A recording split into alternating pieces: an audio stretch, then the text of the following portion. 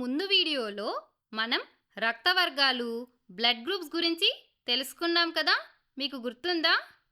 మన ఎర్ర రక్త కణాల ఉపరితలంపై ఉండే గ్లైకోలిపిడ్స్ ఆధారంగా రక్తాన్ని ఏ, బి, ఏబి మరియు ఓ గ్రూపులుగా విభజిస్తాం. అయితే ఈ గ్లైకోలిపిడ్స్లనే మనం ప్రతిజనకాలు, యాంటీజెన్స్ అని కూడా అంటాం. ఎర్ర రక్త కణాల ఉపరితలంపై కేవలం ఏ యాంటీజెన్ ఉంటే ఏ రక్తవర్గం అంటే ఏ గ్రూప్ అని, బి ఉంటే బి రక్తవర్గం బి గ్రూప్ అని, ఏ మరియు బి రెండు ఉంటే ఏబి రక్తవర్గం అంటే ఏబి గ్రూప్ అని, అలాగే ఎర్ర రక్త కణాల ఉపరితలంపై ఎటువంటి యాంటీజెన్ లేకపోతే ఓ రక్తవర్గం ఓ గ్రూప్ అని అంటాం. అయితే రక్తాన్ని కేవలం ఈ 4 గ్రూపులుగా వర్గీకరిస్తే సరిపోతుందా? అస్సలు సరిపోదు. మీరెప్పుడైనా మీ బ్లడ్ రిపోర్టును దగ్గరగా చూసారా? అందులో కేవలం ఏ అని మాత్రమే ఉండదు. దానికి బదులుగా ఏ పాజిటివ్ అనో లేదా ఓ నెగిటివ్ అనో ఉంటుంది. అసలు ఈ చిన్న పాజిటివ్ నెగిటివ్ గుర్తులు ఎక్కడి నుండి వచ్చాయి? ఆ గుర్తుల వెనక ఉన్నటువంటి అసలు రహస్యం ఏమిటో ఈ వీడియోలో మనం వివరంగా తెలుసుకుందాం. సాధారణంగా ఎర్ర రక్త కణాల ఉపరితలంపై ఏ, బి యాంటీజెన్లతో పాటు మరొక ప్రత్యేకమైన యాంటీజెన్ ఉంటుంది. దీనినే RH యాంటీజెన్ లేదా RH కారకం అంటే RH ఫ్యాక్టర్ అని అంటారు. దీనిని మొదటిసారిగా రీసస్ అనే కోతులలో కనుగొన్నారు. అందుకే దీనికి RH అనే పేరు వచ్చింది. ఎవరి రక్తంలో అయితే ఈ RH యాంటీజెన్ ఉంటుందో వారిని RH పాజిటివ్ అని, లేని వారిని RH నెగిటివ్ అని పిలుస్తాం. కాబట్టి మన బ్లడ్ రిపోర్ట్లో కనిపించేటువంటి పాజిటివ్, నెగిటివ్ గుర్తులకు కారణం ఈ RH యాంటీజెన్ లేదా RH కారకం. మన రక్తంలో ఏబి యాంటీజెన్లతో పాటు RH యాంటీజెన్ కూడా ఉంటే పాజిటివ్ అని అంటాము. అలా కాకుండా మన రక్తంలో ఏబి యాంటీజెన్లతో పాటు RH యాంటీజెన్ లేకుంటే నెగిటివ్ అని అంటాము. సరే, ఇప్పుడు మనం రక్తదానం చేసే సమయంలో ఏ రక్తాన్ని ఎవరికి ఎక్కించాలి అని అర్థం చేసుకోవడానికి ఈ RH కారకం ఎంత ముఖ్యమో అర్థం చేసుకుందాం. ఒకవేళ RH పాజిటివ్ వ్యక్తికి RH పాజిటివ్ రక్తాన్ని ఎక్కిస్తే ఈ రక్తంలోనూ RH యాంటీజెన్ ఉంటుంది. అలాగే ఈ వ్యక్తి రక్తంలోనూ RH యాంటీజెన్ ఉంటుంది. కాబట్టి RH పాజిటివ్ వ్యక్తికి RH పాజిటివ్ రక్తాన్ని ఎక్కించినప్పుడు ఎటువంటి సమస్య ఉండదు. కాబట్టి RH పాజిటివ్ వ్యక్తి RH పాజిటివ్ వ్యక్తికి రక్తాన్ని ఇవ్వచ్చు. అదేవిధంగా RH నెగిటివ్ వ్యక్తికి RH నెగిటివ్ రక్తాన్ని ఎక్కించినప్పుడు ఈ రక్తంలోనూ RH యాంటీజెన్ ఉండదు. అలాగే ఈ వ్యక్తి రక్తంలోనూ RH యాంటీజెన్ ఉండదు. కాబట్టి RH నెగిటివ్ వ్యక్తికి RH నెగిటివ్ రక్తాన్ని ఎక్కించినప్పుడు ఎటువంటి సమస్య ఉండదు. కనుక RH నెగిటివ్ వ్యక్తి RH నెగిటివ్ వ్యక్తికి రక్తాన్ని ఇవ్వచ్చు. అలా కాకుండా ఒకవేళ మనం RH నెగిటివ్ రక్తాన్ని RH పాజిటివ్ వ్యక్తికి ఇస్తే RH నెగిటివ్ రక్తంలో ఎటువంటి RH యాంటీజెన్లు ఉండవు. కాబట్టి గ్రహీత అంటే రిసిపియెంట్ శరీరం ఎటువంటి ప్రతిరక్షకాలను అంటే యాంటీబాడీస్ని ఉత్పత్తి చేయదు. కాబట్టి ఇది సురక్షితం. కానీ దీనికి ఆపోజిట్గా RH పాజిటివ్ రక్తాన్ని RH నెగిటివ్ వ్యక్తికి ఇస్తేనే అసలు సమస్య మొదలవుతుంది. RH నెగిటివ్ వ్యక్తి శరీరంలో RH యాంటీజెన్ ఉండదు. కాబట్టి బయట నుండి వచ్చిన RH పాజిటివ్ రక్తంలోని RH యాంటీజెన్ను అది ఒక శత్రువుల అంటే ఒక ఫారిన్ పార్టికల్ లాగా భావిస్తుంది. ఈ సందర్భంలో గ్రహీత శరీరం వెంటనే శత్రువును ఎదుర్కోవడానికి ఆ RH యాంటీజెన్కు వ్యతిరేకంగా RH వ్యతిరేక ప్రతిరక్షకాలను అంటే యాంటీ RH యాంటీబాడీస్ను తయారు చేస్తుంది. ఈ ప్రతిరక్షకాలు దాత యొక్క ఎర్ర రక్త కణాలపై దాడి చేసి రక్తం గడ్డగట్టేలాగా చేస్తాయి. ఇది ప్రాణాపాయానికి కూడా దారితీస్తుంది. అందుకే RH నెగిటివ్ ఉన్నవారికి RH పాజిటివ్ రక్తాన్ని మనం ఎటువంటి పరిస్థితుల్లోనూ ఇవ్వకూడదు. సరే, ఇప్పుడు మనం ఒక ప్రత్యేకమైన వైద్య పరిస్థితి గురించి చర్చించుకుందాం. ఒక ఆర్హెచ్ నెగిటివ్ తల్లి ఆర్హెచ్ పాజిటివ్ రక్తాన్ని కలిగిన పిండాన్ని గర్భంలో మోస్తున్నప్పుడు ఏమవుతుందో ఊహించండి. ఇక్కడ తండ్రి రక్తం ఆర్హెచ్ పాజిటివ్ అవ్వడం వల్ల బిడ్డ రక్తం ఆర్హెచ్ పాజిటివ్ అయి ఉండవచ్చు. కాబట్టి బిడ్డ రక్తంలో ఆర్హెచ్ యాంటిజెన్లు ఉంటాయి. కానీ తల్లి రక్తం ఆర్హెచ్ నెగిటివ్ కాబట్టి ఆమె రక్తంలో ఎటువంటి ఆర్హెచ్ యాంటిజెన్లు ఉండవు. అయితే సాధారణంగా మొదటి గర్భధారణ సమయంలో తల్లి రక్తం, బిడ్డ రక్తం ఇవి రెండూ కూడా పరస్పరం కలవకుండా జరాయువు అంటే ప్లాసెంటా రక్షణగా ఉంటుంది. కాబట్టి మొదటి ప్రసవం వరకు ఈ విధంగా తల్లి, బిడ్డ వేరువేరు రక్త వర్గాలను కలిగి ఉన్న ఎటువంటి ఇబ్బంది ఉండదు. కానీ ప్రసవ సమయంలో అంటే డెలివరీ సమయంలో కొద్దిపాటి బిడ్డ రక్తం తల్లి రక్తంలో కలిసే అవకాశం ఉంటుంది. అలా బిడ్డ రక్తం తల్లి శరీరంలోకి ప్రవేశించిన వెంటనే తల్లి రోగనిరోధక వ్యవస్థ ఆ ఆర్హెచ్ యాంటిజెన్ను గుర్తించి దానికి వ్యతిరేకంగా ఆర్హెచ్ వ్యతిరేక ప్రతిరక్షకాలను అంటే యాంటీ ఆర్హెచ్ యాంటీబాడీస్ని సిద్ధం చేసుకుంటుంది. ఇప్పుడు ఆ తల్లి రెండోసారి కూడా ఆర్హెచ్ పాజిటివ్ బిడ్డను గర్భం దాల్చినప్పుడు అసలు ప్రమాదం పొంచి ఉంటుంది. ఎందుకంటే ఇప్పుడు తల్లి రక్తంలో యాంటీ ఆర్హెచ్ ప్రతిరక్షకాలు ఉన్నాయి. ఈ ప్రతిరక్షకాలు జరాయువు ద్వారా పిండంలోకి ప్రవేశించి బిడ్డ యొక్క ఎర్ర రక్త కణాలను నాశనం చేయడం ప్రారంభిస్తాయి.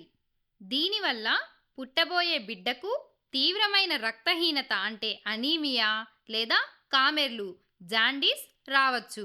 కొన్నిసార్లు ఇది శిశువు మరణానికి కూడా దారితీస్తుంది. ఈ ప్రమాదకరమైన పరిస్థితినే మనం శాస్త్రీయంగా ఎరిథ్రోబ్లాస్టోసిస్ ఫీటాలిస్ అని పిలుస్తాము.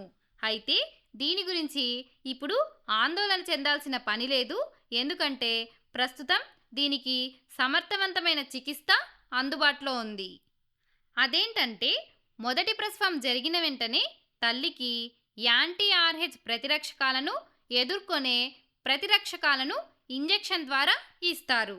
ఇవి తల్లి రక్తంలోకి ప్రవేశించి యాంటీ ఆర్హెచ్ ప్రతిరక్షకాలను గుర్తించి నాశనం చేస్తాయి.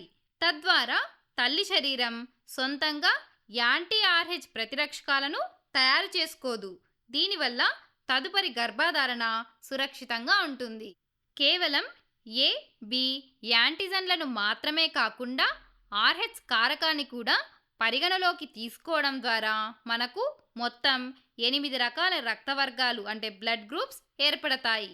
అవేంటంటే O negative, O positive, A negative, A positive, B negative, B positive, AB negative and AB positive. So చూసారా, ఇన్ని రకాల రక్త వర్గాలు ఉన్నప్పుడు మనం కంపల్సరీగా ఒక వ్యక్తి రక్తాన్ని మరొకరికి ఇచ్చేటప్పుడు దాత మరియు గ్రహీత అంటే డోనర్ అండ్ రిసిపియంట్ రక్తంలోని ఏబి యాంటిజెన్లతో పాటు ఆర్హెచ్ యాంటిజెన్ను కూడా పరిగణలోకి తీసుకొని రక్తాన్ని ఎక్కించాలి. సరే, ఇప్పుడు మనం ఏ దాత రక్తాన్ని ఏ గ్రహీతకు ఎక్కించవచ్చో అలాగే ఎవరికి ఎక్కించకూడదో ఒక పట్టిక ద్వారా తెలుసుకుందాం. ఉదాహరణకు ఒక ఓ నెగిటివ్ దాత మరియు ఓ నెగిటివ్ గ్రహీతను తీసుకుందాం. ఓ నెగిటివ్ రక్తంలో ఏబి లేదా ఆర్హెచ్ అనే ఎటువంటి యాంటిజెన్లు ఉండవు. కాబట్టి గ్రహీత శరీరం ఎటువంటి ప్రతిరక్షకాలను ఉత్పత్తి చేయదు. ఫలితంగా ఈ రక్త మార్పిడి సురక్షితం లేదా అనుకూలమైనది అని మనం చెప్పవచ్చు. మరి ఓ నెగిటివ్ రక్తాన్ని ఓ పాజిటివ్ ఉన్న వ్యక్తికి ఇవ్వవచ్చా? ఓ పాజిటివ్ గ్రహీత శరీరంలో ఆర్హెచ్ యాంటిజెన్ ఉంటుంది. కానీ దాత రక్తంలో అంటే దాత రక్తం ఓ నెగిటివ్ కాబట్టి అతని రక్తంలో ఎటువంటి యాంటిజెన్లు లేవు.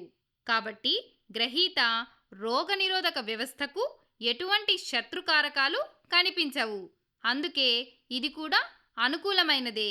అయితే దీనికి విరుద్ధంగా ఓ పాజిటివ్ రక్తాన్ని ఓ నెగిటివ్ వ్యక్తికి ఇస్తే దాత రక్తంలోని ఆర్హెచ్ యాంటిజెన్ను గ్రహీత శరీరం గుర్తించి ప్రతిరక్షకాలను తయారు చేస్తుంది. కాబట్టి ఇది చాలా ప్రమాదకరం. సరే, ఇప్పుడు మీరు ఈ పట్టికను గమనిస్తే ఓ నెగిటివ్ రక్తాన్ని ఏ ఇతర రక్తవర్గం ఉన్నవారికైనా ఇవ్వవచ్చు. ఎందుకంటే ఓ నెగిటివ్ రక్త కణాల ఉపరితలంపై ఏ, బి లేదా ఆర్హెచ్ యాంటిజెన్లు ఏవి కూడా ఉండవు. గ్రహీత ఎవరైనా సరే వారి శరీరం ఈ రక్తాన్ని గుర్తించి ప్రతిఘటించదు. అందుకే ఓ నెగిటివ్ రక్తవర్గం ఉన్నవారిని సార్వత్రిక దాతలు, యూనివర్సల్ డోనర్స్ అని అంటారు. అదేవిధంగా ఏబి పాజిటివ్ రక్తవర్గం ఉన్న గ్రహీత శరీరంలో ఇప్పటికే ఏ, బి మరియు ఆర్హెచ్ అనే 3 రకాల యాంటిజెన్లు సహజంగానే ఉంటాయి. దీనివల్ల వారి శరీరం బయట నుండి వచ్చే ఏ రక్త సమూహ యాంటిజెన్ అయినా తన సొంత కారకంగానే భావిస్తుంది. అంతేకాని పరాయి శత్రువుగా గుర్తించదు. కాబట్టి ఏబి పాజిటివ్ వ్యక్తులు ఎవరి నుండైనా రక్తాన్ని స్వీకరించవచ్చు. అందుకే ఏబి పాజిటివ్ రక్తవర్గం ఉన్నవారిని సార్వత్రిక గ్రహీతలు, యూనివర్సల్ రిసిపియెంట్స్ అని అంటారు. ఇప్పుడు మనం మిగిలిన ఈ అన్ని రక్తవర్గాల వారి రక్తాన్ని ఎవరికి ఎక్కించవచ్చు, ఎవరికి ఎక్కించకూడదు అనే విషయాన్ని మనం ఒక సాధారణ సూత్రం ద్వారా అర్థం చేసుకోవచ్చు.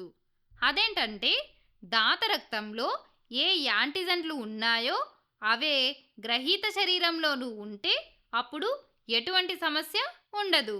కానీ దాత వద్ద ఉన్న యాంటిజెన్ గ్రహీత వద్ద లేకపోతే గ్రహీత శరీరం దానికి వ్యతిరేకంగా ప్రతిరక్షకాలను ఉత్పత్తి చేసి రక్తాన్ని గడ్డగట్టేలాగా చేస్తుంది. కావాలంటే ఇక్కడ మనం ఓ నెగిటివ్ గ్రహీతను తీసుకుంటే ఈ రక్తవర్గం ఉన్నవారి రక్తంలో ఎటువంటి యాంటిజెన్లు ఉండవు. కానీ వీరికి ఈ మిగిలిన ఏ రక్తవర్గం యొక్క రక్తాన్ని ఎక్కించినా అందులో వేరువేరు యాంటిజెన్లు ఉండడం వల్ల వీరి శరీరం దానికి వ్యతిరేకంగా ప్రతిరక్షకాలను ఉత్పత్తి చేసి రక్తాన్ని గడ్డగట్టేలాగా చేస్తుంది. ఇప్పుడు మనం ఏ పాజిటివ్ గ్రహీతను తీసుకుంటే ఏ పాజిటివ్ గ్రహీతకు ఓ పాజిటివ్ రక్తాన్ని ఇవ్వచ్చు. ఎందుకంటే ఓలో యాంటిజెన్లు లేవు మరియు ఆర్హెచ్ కారకం ఇద్దరిలోనూ ఉంది. అలాగే ఏ నెగిటివ్ రక్తాన్ని కూడా ఇవ్వచ్చు. ఎందుకంటే రెండు ఏ రక్త వర్గాలే. అలాగే దాత రక్తంలో ఆర్హెచ్ కారకం కూడా లేదు. కాబట్టి గ్రహీత శరీరం వ్యతిరేకంగా ప్రతిరక్షకాలను ఉత్పత్తి చెయ్యదు. ఇంకా ఏ పాజిటివ్ రక్తాన్ని ఏ పాజిటివ్ గ్రహీతకు ఇవ్వచ్చు. కానీ బి నెగిటివ్, బి పాజిటివ్ లేదా ఏబి నెగిటివ్, ఏబి పాజిటివ్ దాతల రక్తంలో బి యాంటిజెన్ ఉంటుంది. కాబట్టి ఈ రక్తవర్గాల వారి రక్తాన్ని ఏ పాజిటివ్ గ్రహీతకిస్తే తీవ్రమైన ప్రతిచర్యలు జరుగుతాయి. అంటే ఇవి ఒకదానికొకటి విరుద్ధమైనవి. కాబట్టి ఈ అన్ని వర్గాల దాతల రక్తాన్ని ఏ పాజిటివ్ గ్రహీతకు ఇవ్వకూడదు. అదేవిధంగా ఏబి నెగిటివ్ గ్రహీతను పరిశీలిస్తే వారి వద్ద ఏ మరియు బి యాంటిజెన్లుంటాయి. కానీ ఆర్హెచ్ యాంటిజెన్ ఉండదు.